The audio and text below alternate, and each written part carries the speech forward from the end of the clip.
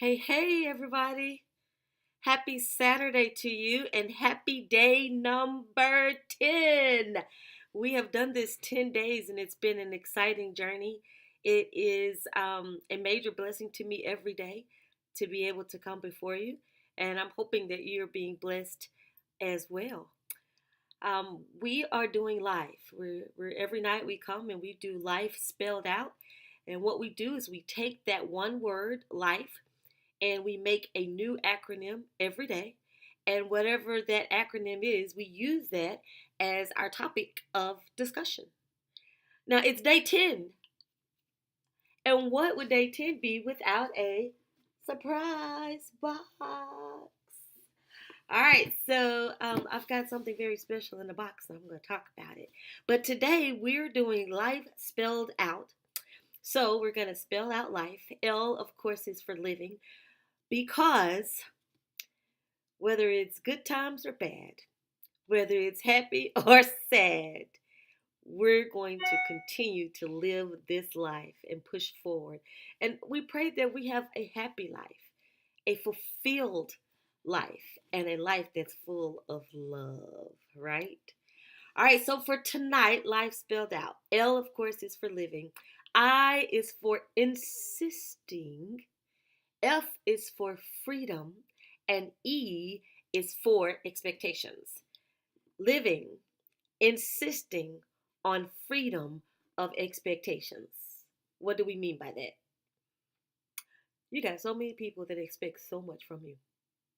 That's like at work, that's at home, in your personal relationships, in your family, maybe even in your neighborhood. I don't know what kind of neighborhood you live in, but um, I live in a neighborhood where some of the people have owned they're original homeowners and they've been here for a long time and they have their expectations of what happens in our little street. So I don't know. You're probably dealing with a whole lot of expectations. I know I am. And from time to time, I insist that I am free from those expectations. Why is that? Because I have to guard my heart. One of our underlying things that we're talking about in this 30-day journey that we're doing is we have to guard our heart. We have to protect our mind and our body and our spirit. I'm going to be turning 49 years old. Wow. I've seen a lot, I've heard a lot, and boy, have I done a lot. But I'm at a place where I am trying to free myself from the expectations of what others expect of me, what they think of me, what they want me to do, what they don't want me to do. You know, I can't believe that I have on a scarf and I'm allowing people to see me outside of my house. That's like a no, no, no. When we were growing up, my mom did not allow that. You don't go out with a scarf. Now, I didn't go out. I'm not trying to get in trouble with my mom. But yeah, this is kind of how I am right now. And one of the things that I talked about when I started these videos is I wanted to make sure that as we take this 30-day journey, that I'm real with you and I'm not, faking the funk. Nothing's wrong. I don't feel bad. I feel great. But this is kind of me relaxing at home. So anyway, one of the things that thought about today that we could talk about is when we go to the doctor.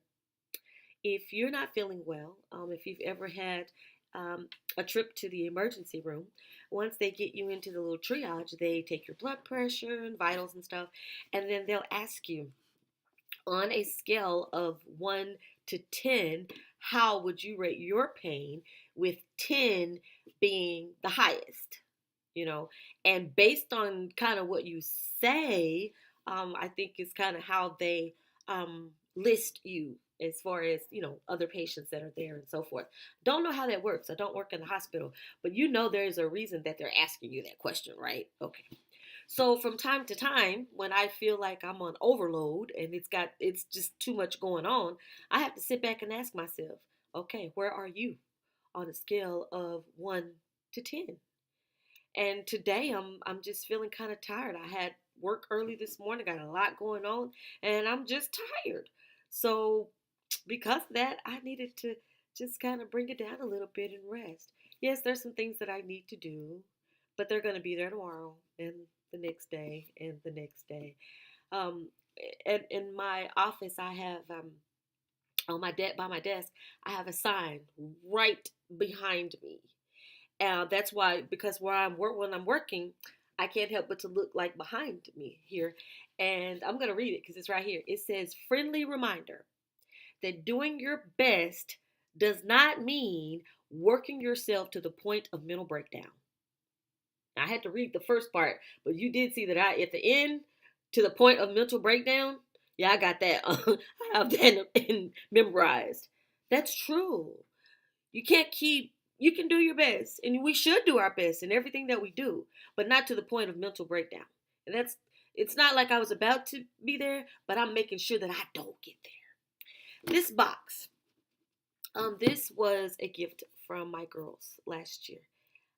I was extremely ill during that time. Um, Sorry, but mentally and physically, things weren't right. And I got this box.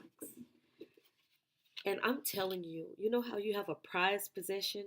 This is my prized possession. It is, first of all, unique. It is one of a kind. It is specially made. There's not another one that looks identical to that. Can y'all see this beautiful thing here? What an amazing beauty that is.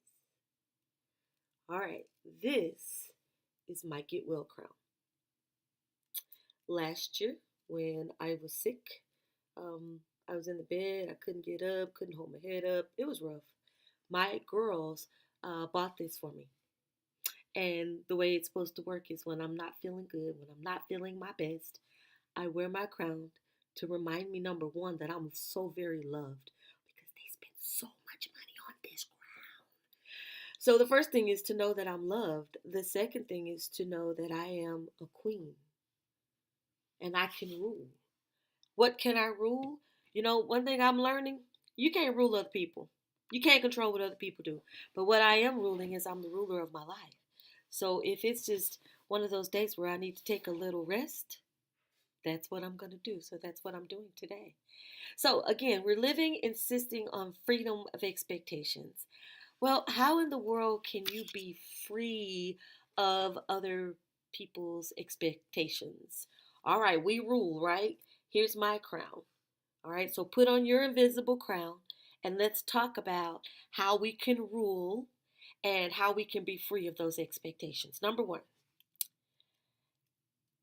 have you ever heard the teenagers when they say, "Take a seat, ma'am"? "Take a seat, sir"? Sometimes it's so bad they say, "Take several seats." Well, that's number one. Number one in gaining freedom from expectations is take a seat. If you are that person like me, overachiever, always doing almost everything, sometimes every now and then you need to take a seat. There's more people in your household, at your job, in your organizations, in your circle of friends. There's more people that can do stuff besides you. Take several seats. That's number one. Take a step back.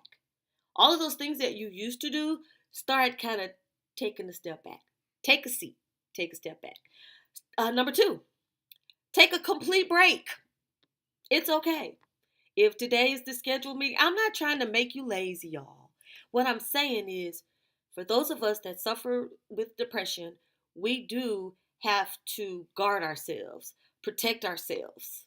So we want to be proactive in doing that, not reactive in doing that.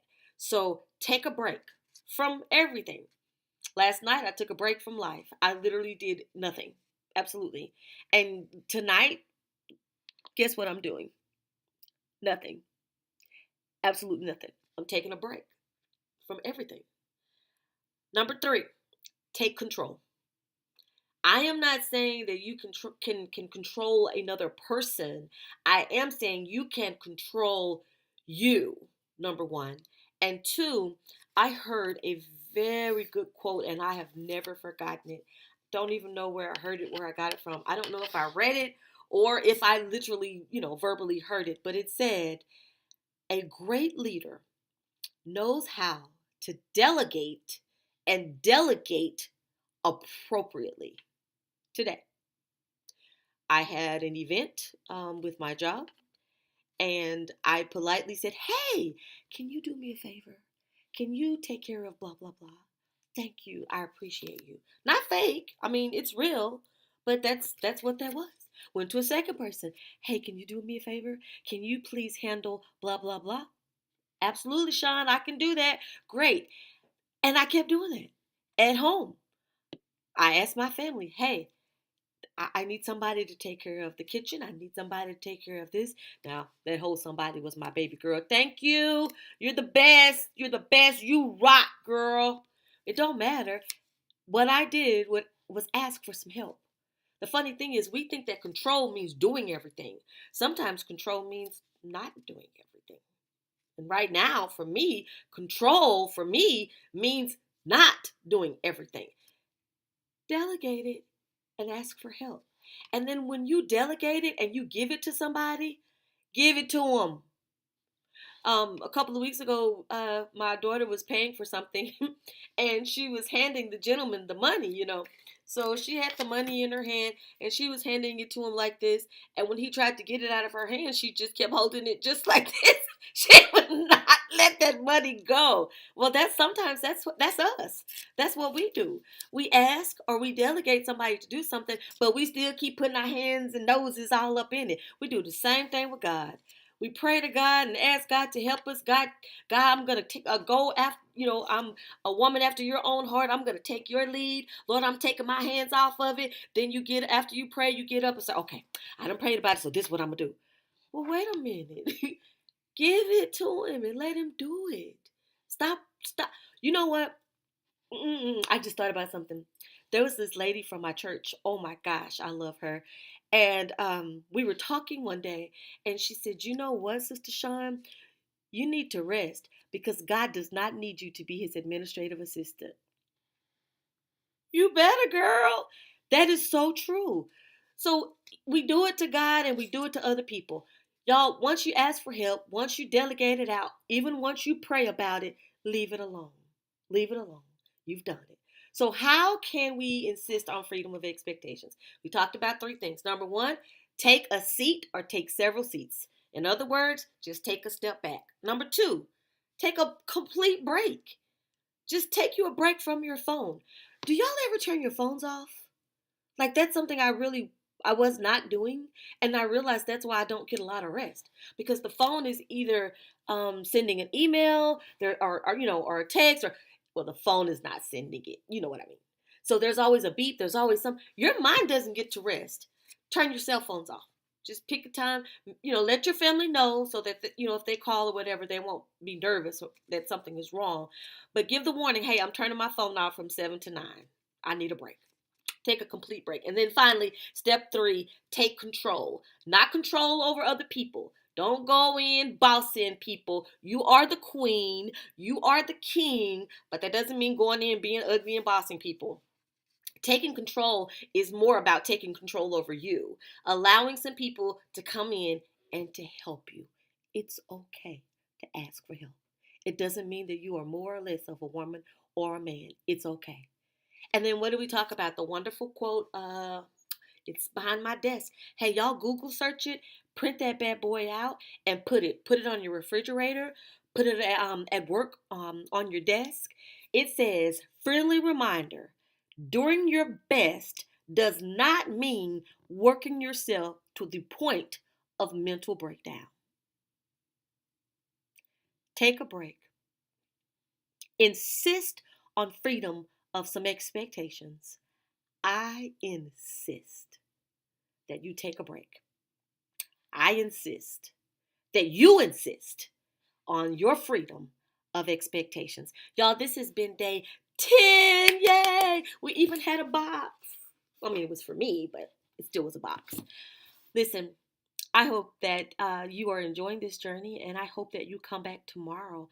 I'm going to keep doing this thing until my birthday on November the 30th, and I want you to go with me every night. All right? So we're living life. Continue to live life. Have a wonderful night.